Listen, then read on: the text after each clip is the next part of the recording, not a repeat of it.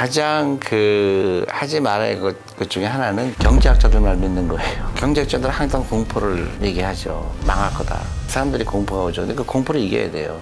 언젠간 한번 맞아요. 한 10년 동안 나쁘다 한 번은 맞죠. 근데 함부로 그 경제와 이 주식시장을 같이 연구하니까 좋지가 않죠. 미래를 예측하는 거는 누구도 할 수 없다는 거예요. 절대 하지 말게 이제 이 차트를 보고 투자하는 거. 과거에 이렇게 움직였다는 거죠. 앞으로 움직이는 거 어떻게 알죠, 차트가? 주식은 과학이 아니에요. 기업이 뭘 돈을 버는지 한번 이제 보는 거지. 전업 투자가 되면 안 돼요. 왜 내가 이래요? 나는 직장 다녀야 되지. 돈이 나를 위해서 일해야 되잖아요. 근데 왜 내가 돈을 위해서 일하죠? 근본적인 주식 투자의 의미를 모르는 거잖아요. 시간에 투자하는 거라고 내가 여러 번 얘기했죠. 주식 투자는 시간에 투자하는 거예요.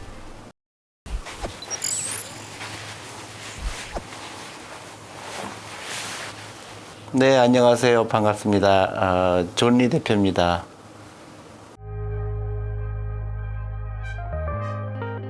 가장 하지 말아야 할 것 중에 하나는 경제학자들만 믿는 거예요. 투자와 경제하고는 같이 움직이질 않아요. 그러니까 코로나 때 경제가 어려웠죠. 근데 주식 많이 올랐죠. 그러니까 경제학자들은 항상 공포를 얘기하죠. 망할 거다. 사람들이 공포가 오죠. 근데 그 공포를 이겨야 돼요. 중간에 뭐 경제가 안 좋을 때도 있고 좋을 때도 있겠죠. 근데 내가 30대 중반이다 그러면 50대 중반까지 20년 후잖아요. 다 거치죠. 다 거치게 돼 있어요. 근데 그 중간중간에 언제 어디서 경제가 나빠지고 어디가 좋아지고 난 알 수가 없고 알 필요도 없는 거예요. 왜냐면 나 계속 살 건데 어떨 땐 비쌀 때 사고 어떨 땐 쌀 때 사잖아요. 근데 사람들은 공포가 왔을 때 팔아요. 그러고 올라가죠. 아, 괜히 팔았다 생각하죠. 또 다시 사요. 또 떨어져요. 그러니까 어떻게 너무 어렵지. 그래서 항상 내가 얘기했지. 마켓 타이밍 하지 마라. fully invest 해라 항상. 내가 월급의 10%면 그냥 그대로 갖고 있어라. 그래서 ETF 같은 거는 내가 종목에 신경 쓸 필요가 없잖아요. 근데 연금저축펀드는 어차피 펀드밖에 안 되죠. 개별 주식이 안 돼요. 법으로. 그러니까 내가 이런 거구나. 그러면 내가 끊임없이 월급의 몇 퍼센트 투자하는 그게 전부예요. 55세까지 기다려야 되겠다. 그때는 뭐 1억이 될 수도 있고 5억이 될 수도 있고 10억이 될 수도 있고 내가 얼마큼 붙느냐에 틀리죠. 그러면 사는 게 재밌죠. 근데 막 그 타이밍을 맞추려고 그러면 얼마나 힘들어요. 그건 투자가 아니죠. 그러니까 심플하게 해야 되고 그 다음에 자본주의 기본을 이해해야죠. 기업은 계속 살아남는다. 그래서 좋은 기업은 계속 돈을 벌 거다. 그럼 그 기업을 고르는 게 답이죠. 10년 기다렸는데 망하면 안 되겠죠. 그거는 얼마든지 피할 수가 있죠. 왜냐면 내가 공부를 하니까. 아, 기업은 계속 돈을 버는구나. 그럼 여기 내 돈을 얻어도 되겠구나. 충분히 가능하죠. 뭐 어느 회사가 갑자기 좋아졌다가 갑자기 나빠지지 않거든요. 충분히 그런 리서치를 할 시간을 주거든요. 언젠간 한번 맞아요. 한 10년 동안 나쁘다 한 번은 맞죠. 근데 함부로 경제와 이 주식시장을 같이 연구하니까 좋지가 않죠. 주식시장의 가장 밀접한 관계는 이자율이에요. 이자율이 높으면 주식시장은 좀 침체가 오고. 근데 사람들은 또 그렇다 치더라도 이제 앞으로 어떻게 될 것인가 그게 이제 관심이 많죠.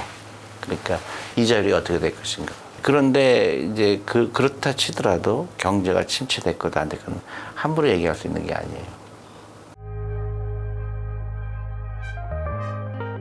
근데 굉장히 무책임하죠. 근데 그거는 그럴 수도 있고 안 그럴 수도 있지만 그걸 아는 사람은 이 세상에 한 명도 없죠. 그런 말을 하는 사람은 실제 그런 일이 돼서 봐라 내 말대로 됐지.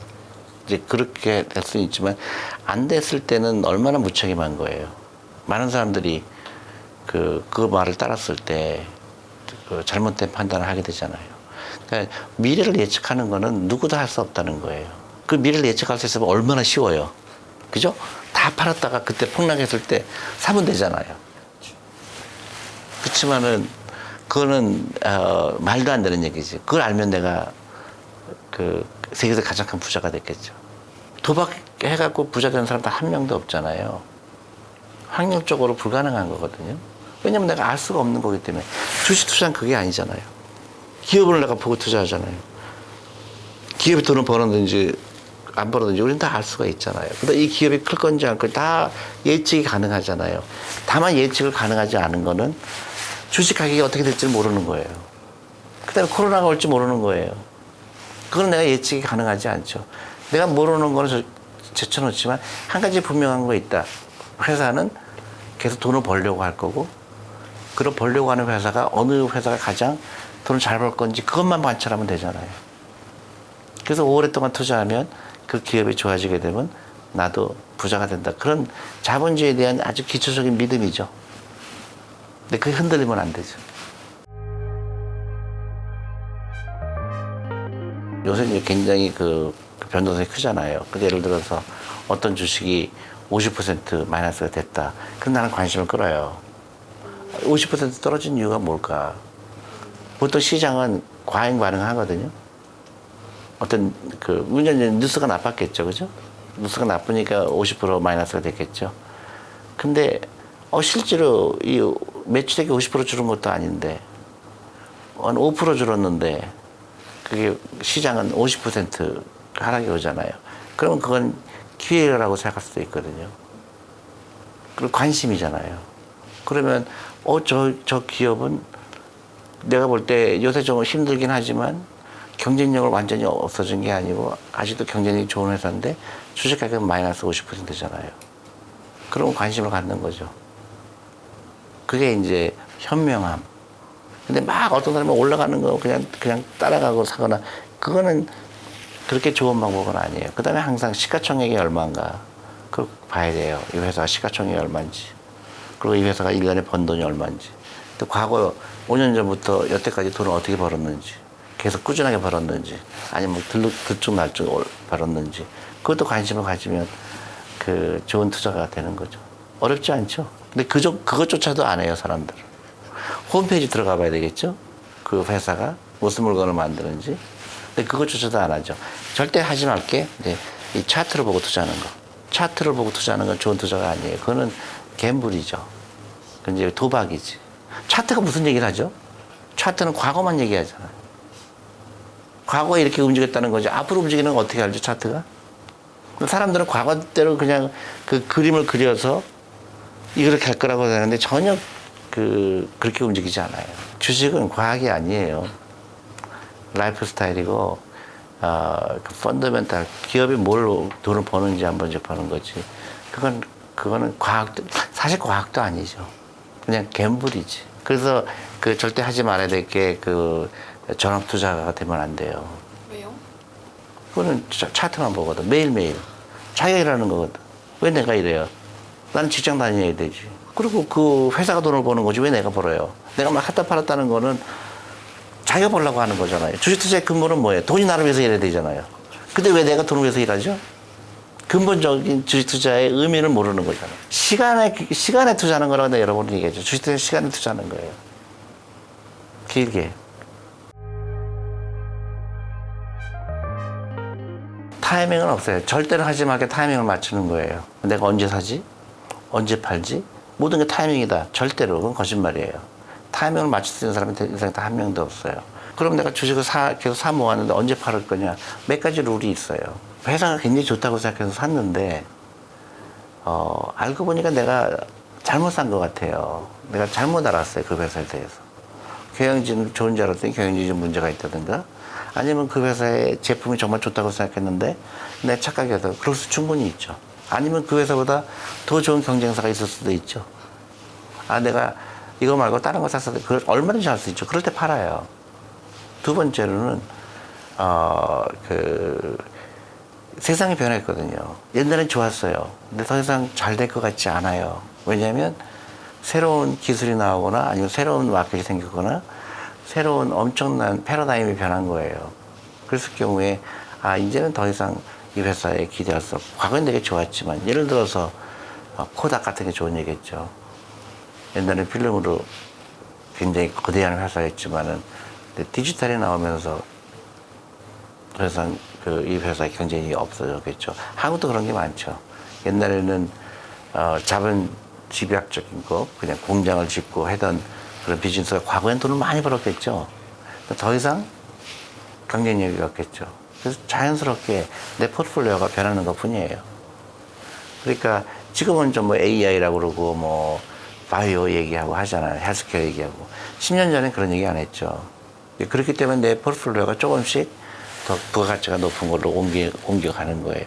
근데 그거를 타이밍을 내가 맞춰서 막 차트를 보고 막 요때 팔았다, 요때 그거는 다시 또 옛날로 돌아가는 거예요. 갬블로 들어가는 거예요. 포트폴리오 조금씩 변하는 거예요.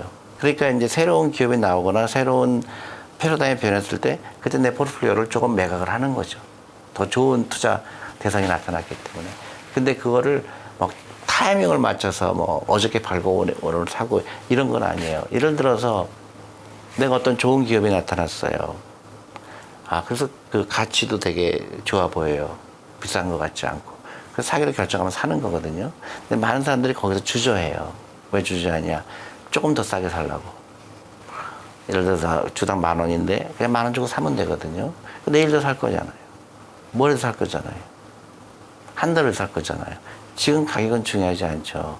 사람들은 그 짧은 기간에 가격을 맞추려고 노력하다 보니까 타이밍이라고 얘기하는데 그걸 알 수 있는 사람이 없는데 왜 거기에 알 수 없는 거에 왜 사람들은 포커스를 할까요? 그때부터 도박으로 다시 변하기 시작해요. 다시 쳇바퀴처럼 돌아가죠. 그러니까 자꾸 수익률 얘기해요.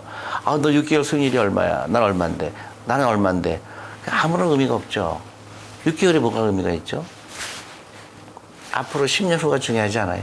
그러니까 지금 그런 잘못된 짧은 기간에 그 유혹에서 벗어나는 것도 좋은 투자가가 되는 거죠. 근데 그런 말 들으면 안 되죠. 타이밍을 맞출 수는 없죠.